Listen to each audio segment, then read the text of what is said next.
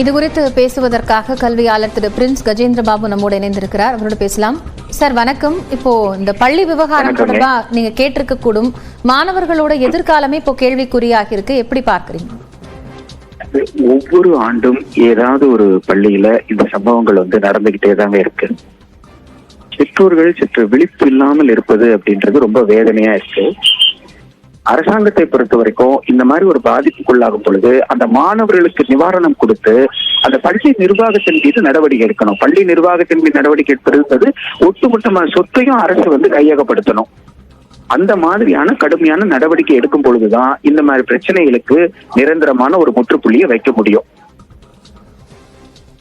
இப்போ இந்த மாணவர்களை தனித்தேர்வு எழுதணும் அப்படிங்கிற மாதிரி அறிவுறுத்தி இருக்காங்க. அதுக்கு சாத்தியம் இருக்கா? இந்த நிலைமையில பொது தேர்வு நாளைக்கு அப்படிங்கும் போது அவர்களுக்கு என்ன மாற்று வழி இருக்கும்?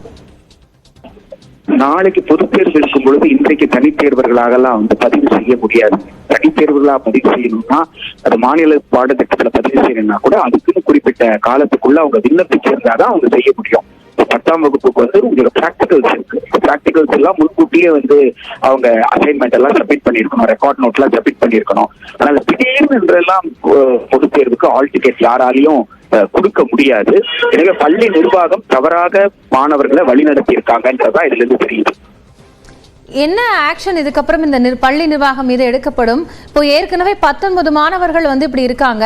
அவங்க இந்த வருஷம் தேர்வு எழுதுறதுக்கு அப்படிங்கறதுக்கு என்ன மாதிரி இனிமே அவங்களுக்கான வாய்ப்புகளா மாற இருக்கு? இதுக்கு அரசாங்கம் தரப்புல இருந்து அவங்க தேர்வு எழுதுறதுக்கான அந்த சூழலை ஏற்படுத்தி தர முடியுமா? என்னை பொறுத்த வரைக்கும் பாதிக்கப்பட்டது மாணவர்கள்லயும் உங்களுக்கு 15 வயது இருக்கக்கூடிய குழந்தை பருவத்து மாணவர்கள் அப்படின்றத கருத்துல எடுத்துக்கிட்டு district welfare officer, child protection officer இவங்கெல்லாம் மாவட்ட ஆட்சியர் அலுவலகத்தில் இருப்பாங்க. அவங்க மாணவர்களுக்கு கவுன்சிலிங் கொடுத்து எது சாத்தியம் எது சாத்தியம் இல்லைன்றத அவங்களுக்கு தெளிவுபடுத்தி அவங்களுடைய கல்வி தொடர்வதற்குண்டான வாய்ப்புகளை ஏற்படுத்தணும். இன்னொரு பக்கத்துல பள்ளி நிர்வாகத்தின் மீது கடுமையான நடவடிக்கை என்பது அந்த பள்ளி நிர்வாகத்தின் மீது வெறும் அங்கீகாரத்தை ரத்து பண்றோம் அல்லது கைது பண்றோம் அப்படின்னு மட்டும் இல்ல, அந்த பள்ளியின் பெயர்ல இருக்கிற சொத்தை அரசு கையகப்படுத்தணும். அப்படியான ஒரு நடவடிக்கை எடுத்து அரசே அந்த பள்ளியை ஏற்று நடத்துவது அல்லது அந்த சொத்தை கையகப்படுத்துவது இதுதான் அடுத்த முறை இன்னொரு பள்ளி இந்த மாதிரி ஒரு தவறை செய்யாமல் தடுக்கிறதுக்கு உதவும்.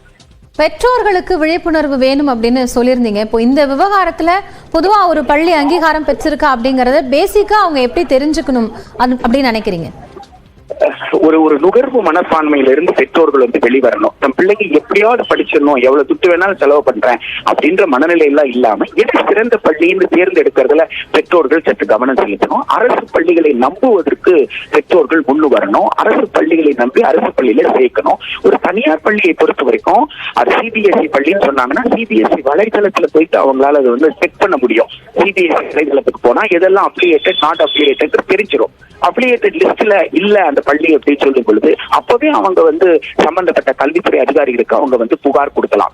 மாநில அரசாக இருந்தால் அது முதன்மை கல்வி அலுவலர், மாவட்ட கல்வி அலுவலர் கிட்ட அதை வெரிஃபை பண்ணிக்க முடியும். இப்படி ஒரு கல்வி அலுவலகத்துல அதுவும் குறைந்தபட்சம் 5ஆம் வகுப்பு தாண்டும் போதாவது இதுல கவனம் செலுத்தணும். ஒவ்வொரு பெற்றோரும் அங்கீகாரம் இருக்கா இல்லையா என்பதுல கவனம் செலுத்தணும். நன்றி திரு பிரின்ஸ் கஜேந்திர பாபு. இணைப்பிலிருந்து உங்களுடைய கருத்துக்களை பகிர்ந்து கொண்டமைக்காக